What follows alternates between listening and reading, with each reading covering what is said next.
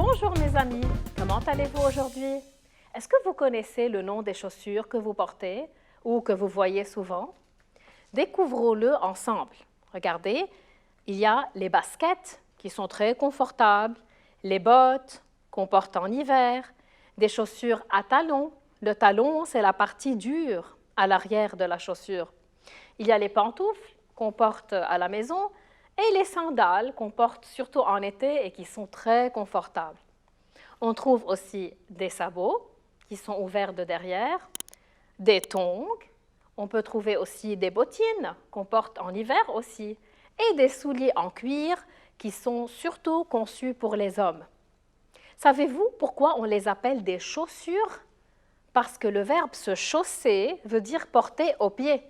On dit toujours des chaussures ou une paire de chaussures.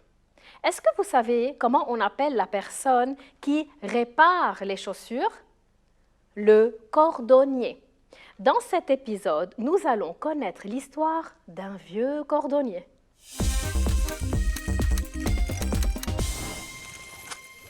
Le vieux cordonnier. Dans un petit village de la montagne, il y avait un pauvre cordonnier qui vivait seul. Il était vieux et désespéré. Les villageois lui apportaient souvent des chaussures à réparer. Mais puisqu'il était bien âgé, il ne travaillait pas vite. Tous les jours, il mangeait tout seul, bien tristement. Un soir, il avait devant lui un tas de souliers à réparer. Jamais je ne pourrai les réparer.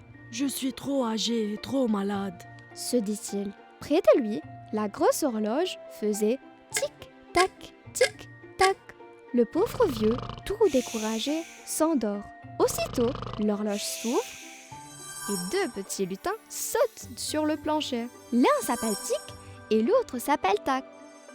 Rangeons les étagères, réparons les souliers, recousons le linge, Dit Tic. préparons un gâteau, changeons les vieux rideaux, faisons la vaisselle. Ajoute Tac. Minuit sonne. Les deux petits lutins rentrent dans la pendule. Le lendemain, le pauvre cordonnier s'éveille. Oh, quelle joie! Qui a préparé ce bon gâteau? Qui a donc rangé la maison et réparé tous ses souliers? Tic-tac, tic-tac, répond la vieille horloge. Est-ce que les événements de cette histoire vous semblent réels? Non, l'horloge n'est qu'un objet. Elle ne peut pas venir à l'aide d'un cordonnier. Voulez-vous lire le texte avec moi? Allons-y. Il s'intitule « Le vieux cordonnier ». Dans un petit village de la montagne, il y avait un pauvre cordonnier qui vivait seul. Il était vieux et désespéré. Les villageois lui apportaient souvent des chaussures à réparer. Mais puisqu'il était bien âgé, il ne travaillait pas vite. Tous les jours, il mangeait tout seul, bien tristement. Où se déroule l'histoire? Dans un petit village de la montagne. Bravo, c'est le lieu. Est-ce qu'on sait quand se déroule l'histoire? Non, il n'y a aucun indicateur de temps. Mais on sait tout de même qu'elle se déroule au passé. Comment on l'a su? D'après les verbes. Remarquez les verbes. Avait, vivait, apportait, était, travaillait. Vous les voyez? Travaillait, a été, était, a été et mangeait, a été. Ces verbes indiquent que les actions se sont déroulées il y a longtemps et qu'elles ont duré. On l'appelle bravo, l'imparfait de l'indicatif. Remarquez avec moi la terminaison des verbes. J'ai au singulier, le il au singulier. Il y avait, a été. Il vivait, a été.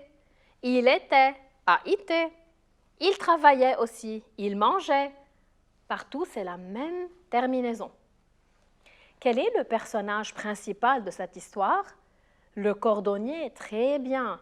Quel mot permet d'éviter la répétition de cordonnier à chaque fois? Le pronom personnel « il », très bien. Est-ce que le cordonnier raconte lui-même son histoire?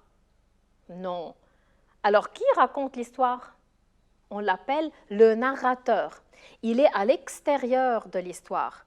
Ce n'est donc pas un personnage de cette histoire. Bravo. Et pourquoi le cordonnier est-il triste? Parce qu'il était vieux et il était seul. Il travaillait tout le temps. Travailler était une des tâches pénibles pour lui. Lisons maintenant la suite de l'histoire. Un soir, il avait devant lui un tas de souliers à réparer. « Jamais je ne pourrai les réparer, je suis trop âgé et trop malade, » se dit-il. Près de lui, la grosse horloge faisait tic-tac, tic-tac. Le pauvre vieux, tout découragé, s'endort. Aussitôt, l'horloge s'ouvre et deux petits lutins sautent sur le plancher. L'un s'appelle Tic et l'autre s'appelle Tac. Rangeons les étagères, réparons les souliers, recousons le linge, dit Tic. Préparons un gâteau, changeons les vieux rideaux, faisons la vaisselle, ajoute Tac. Minuit sonne. Les deux petits lutins rentrent dans la pendule. Pourquoi le cordonnier se sent-il désespéré un soir? Parce qu'il avait beaucoup de travail à faire et il se sentait fatigué et malade. Il a dit, remarquez, « Jamais je ne pourrai réparer. Je suis trop âgé et trop malade. » Vous avez remarqué cette phrase? C'est une prise de parole. Elle est cadrée par des guillemets. Et que se passe-t-il pendant le sommeil du cordonnier? Qui se rappelle? Les lutins qui se trouvaient dans l'horloge, tic et tac, en sortent. Puis, ils rangent les étagères, ils réparent les souliers, ils recousent le linge, ils préparent un gâteau, ils changent les vieux rideaux et ils font la vaisselle. Quand retournent-ils à la pendule? À minuit, très bien, c'est le milieu de la nuit. Que va-t-il se passer à la fin de l'histoire? Voyons ensemble. Le lendemain, le pauvre cordonnier s'éveille. « Oh, quelle joie! Qui a préparé ce bon gâteau? Qui a donc rangé la maison et réparé tous ses souliers? » Tic, tac, tic, tac, répond la vieille horloge. Quelle belle histoire! J'ai une devinette pour vous maintenant. Regardez avec moi quand je dis « Oh, quelle joie !» C'est une phrase déclarative, interrogative, exclamative ou injonctive? Exclamative, très bien. Qu'exprime cette phrase? Elle exprime la surprise, c'est-à-dire l'étonnement du cordonnier devant l'aspect de sa maison lorsqu'il se réveille. Et quand il dit « Qui a préparé ce bon gâteau? Qui a donc rangé la maison et réparé tous ses souliers ?» Ces deux phrases, ce sont des phrases interrogatives, très bien. À qui pose-t-il la question? À lui-même. Il n'attend pas de réponse. Ce sont de fausses interrogations qui expriment aussi le grand étonnement du cordonnier. Cependant, la pendule lui répond « tic-tac, tic-tac » et le texte se termine ici. À votre avis, comment a-t-il réagi après la réponse? Je crois qu'il s'est étonné davantage.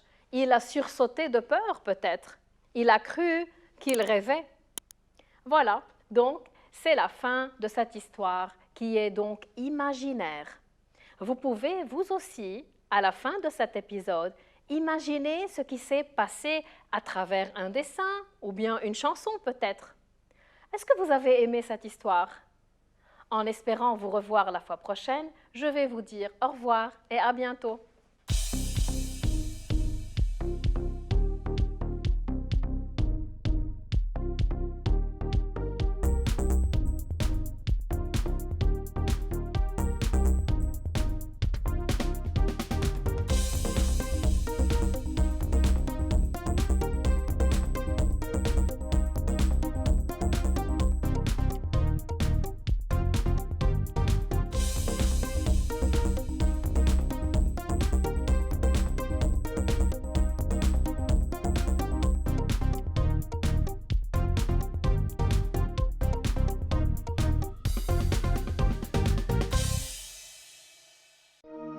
لمشاهدة المزيد من الحلقات زوروا سات 7 بلاس.